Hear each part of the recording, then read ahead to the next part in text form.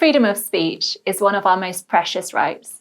It enables the free sharing of ideas and information, and it allows citizens to speak out against injustice without fear of punishment.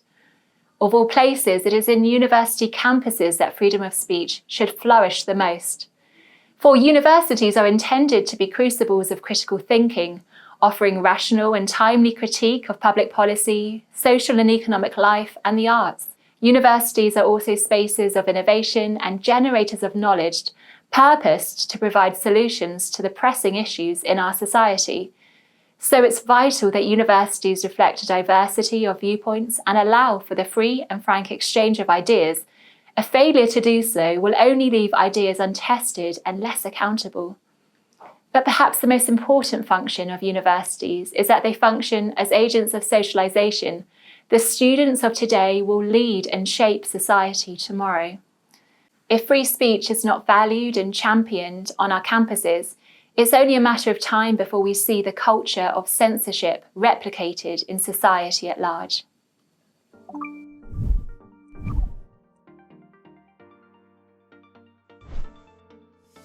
When we speak of a free speech crisis on campus, we mean a variety of actions taken by universities, students' unions, or societies that prevent, inhibit, or penalise the exercise of free speech or academic freedom. This could be no platforming. This is when a university or a student society prevents somebody from contributing to a public debate or a meeting only because that person holds views that are considered to be unacceptable or offensive. For example, the former Home Secretary Amber Rudd was no-platformed at a university event just 30 minutes before she was due to speak. It could also be the non-affiliation of student societies from the Students' Union because they don't fall within their policy. Exeter Students for Life, for example, have recently faced these threats. It could also be when staff members are dismissed or harassed because of their personal or academic views. For example, Professor Kathleen Stock. Or students who have been silenced or even suspended for their views, such as our client Julia from Nottingham, who was told she couldn't continue with her midwifery course for being pro-life. And this is dire. Students and academics should not need to self-censor views or face the negative consequences to their studies or their professional employment.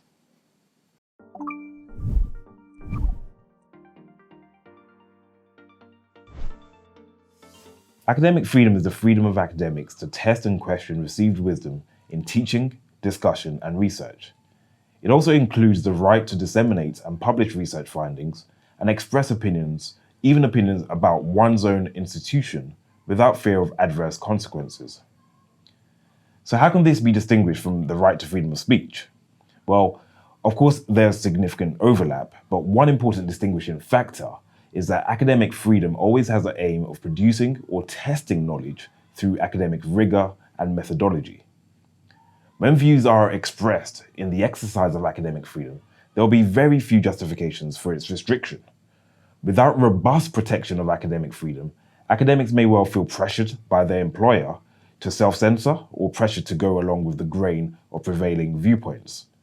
Occasionally, this leads to academics losing or feeling forced to leave their job with minimal career prospects thereafter.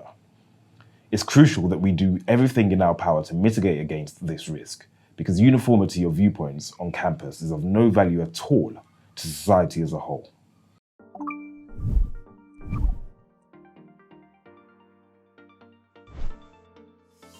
There are a number of laws designed to protect free speech on campus. The Education Act 1986, for example, places a legal duty on universities to take reasonably practicable steps to ensure freedom of speech within the law for their students, employees, and visiting speakers.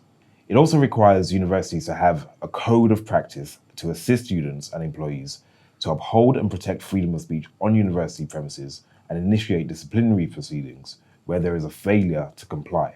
The 1988 Education Reform Act includes specific protection for academic freedom, establishing the legal right of academics in the UK to question and test received wisdom and to put forward new ideas and controversial or unpopular opinions without placing themselves in jeopardy of losing their jobs or privileges that they may have. And of course, as public authorities, universities are subject to the Human Rights Act 1998, which provides constitutional protection for freedom of speech, thoughts and beliefs. Protection is afforded even if the speech in question may be considered to be shocking, offensive, or disturbing. However, the wording of the law and its application can often be at odds, and unless there is a shift of the cultural dynamic to embrace freedom of speech and academic freedom, the current laws are likely to be of little effect.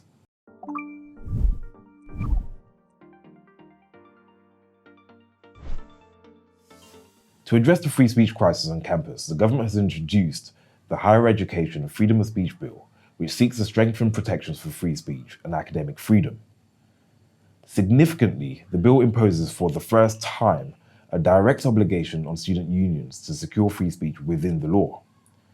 The bill also imposes a specific duty on universities and student unions to have particular regard to the importance of freedom of speech.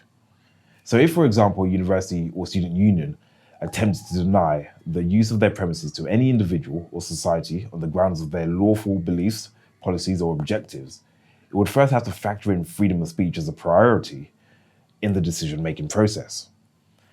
One particularly welcome change will ensure that the student unions cannot withhold affiliation from student societies on the ground that they disapprove of their views.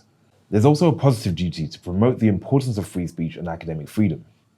This is one of the more important aspects of the bill, as many of the free speech issues on campus pertain to culture rather than law. A specific legal duty to promote the importance of free speech will function as an effective steer to ensure that the culture is shaped in the right direction. Crucially, the bill will create a number of new tools that could be used to hold universities and student unions to account. For example, it would allow students, academics, or visiting speakers to bring complaints or civil claims against universities and student unions that breach the duty to protect free speech. It will also create a free speech champion to regulate compliance. These proposals will go some way to deter free speech violations and provide better remedies than were previously available. However, the bill protects speech within the law, which means it remains to be seen whether the universities and student unions, when balancing all of their obligations in law, will prioritise freedom of speech in a way that Parliament has clearly intended.